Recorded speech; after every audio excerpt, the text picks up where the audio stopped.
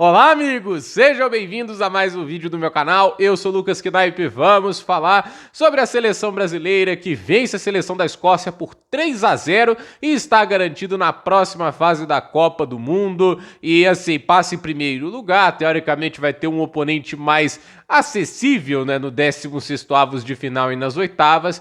Mas o fato é que o mais importante do que isso é a boa atuação do Brasil. Ela foi boa, não é perfeita, não é nota 10, 9, mas é uma evolução danada pelo que a gente viu no primeiro jogo na Copa e até do segundo, né? O segundo jogo a gente ganha até bem, né? 3-0, mas é aquele negócio, né? O Brasil só teve 8 finalizações, o segundo tempo não foi legal. Hoje foi um pouco melhor, né? Tipo, o segundo tempo, embora essas preocupações defensivas ainda sejam grandes, né? A Escócia conseguiu criar, levar perigo, e aí tem que se parabenizar o Alisson, que fez uma grande partida. E a gente tem muito medo na questão dos goleiros. O Alisson, pelo menos, está mostrando aí boas performances, principalmente após aquele jogo contra o Marrocos, onde, obviamente, ele sofreu aquele gol o primeiro gol, né? Que assim, ele pode ter ido mal naquele lance, mas a verdade é que o jeito que o lance se construiu era muito difícil para qualquer goleiro, né? Mas ainda assim, é bom o Alisson catando bem nesse momento, até porque as alternativas não são as melhores.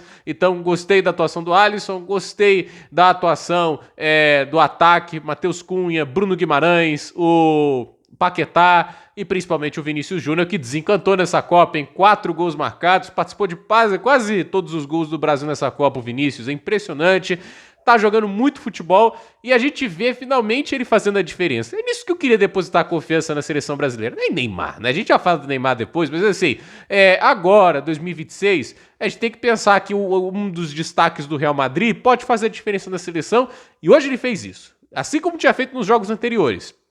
Eu queria acreditar que o Rafinha pudesse fazer o mesmo que faz no Barcelona na seleção. Ele é outro que vai ter que quebrar o tabu, mas a gente tem que ter, quem sabe, a esperança de que ele pode fazer isso, de um jogador que hoje joga na elite do futebol mundial, pode, quem sabe, recuperar aquele momento que ele estava no Barcelona, de jogar bem aqui na seleção brasileira.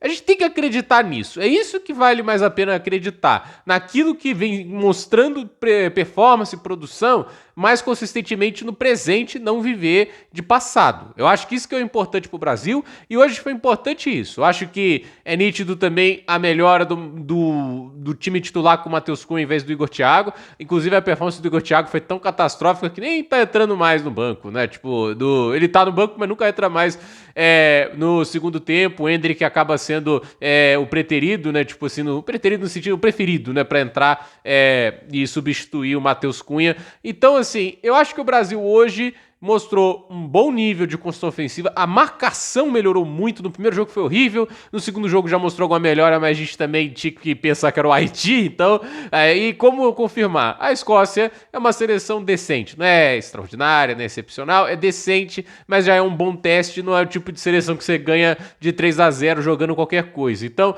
pra mim, é uma demonstração muito eficaz do Brasil jogando bem, de uma seleção que tem condições de ser competitiva, e eu acredito que o Carlo Ancelotti, que obviamente é um grande técnico, tem feito seus ajustes, tem feito seu trabalho para garantir que a seleção brasileira tenha a melhor condição possível para, quem sabe, aí ir o mais longe na Copa. Eu acho o Hexa ainda muito difícil, eu acho que ainda existem mais coisas a se corrigir, mas de qualquer maneira, o Brasil jogou muito bem hoje, né? O Brasil hoje foi uma seleção que foi melhor de se assistir e deu uma impressão muito mais positiva. A impressão contra o Marrocos era ruim, a impressão contra o Haiti, ok, mas fez nada mais que sua obrigação. Agora não, agora foi uma atuação muito convincente e de novo ressaltando o Vinícius Júnior, mostrando, fazendo a diferença, mostrando do que é capaz. Ele desencantou mesmo na seleção, pelo visto. Tomara que não seja apenas uma fase de grupos passageira, etc. Mas são 3 jogos consecutivos jogando super bem. 3 grandes atuações do Vinícius. A gente só empata contra o Marrocos pelo brilho individual dele. Ele participa ativamente da vitória contra o Haiti. E hoje aí, mais uma grande atuação do Vinícius Júnior.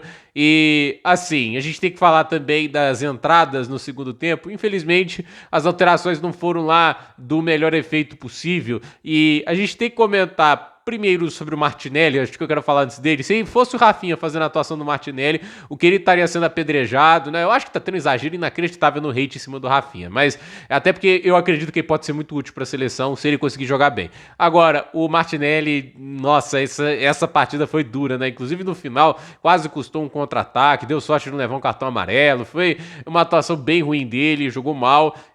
O Endrick, coitado, né? Tipo, ele entra depois do Neymar, eu acho que isso foi um problema, porque o Neymar entra, tá todo mundo da seleção trabalhando pro Neymar fazer algo. Você vê que todo mundo tentou colocar o Neymar no jogo, dar um passe pro Neymar pra ele fazer um gol, existe um respeito muito grande pro Neymar. E o Neymar, né, tipo, olha, fisicamente tá muito mal, gente. É assim, você olha, eu fiquei prestando atenção nele, a maneira que ele se movimenta, né, tipo, ele tenta guardar as energias pra quando a oportunidade aparece, pra tentar uma explosão, mas você vê que ele não tem a mesma capacidade de antes pra conduzir a bola, driblar, sair do zero pra velocidade máxima.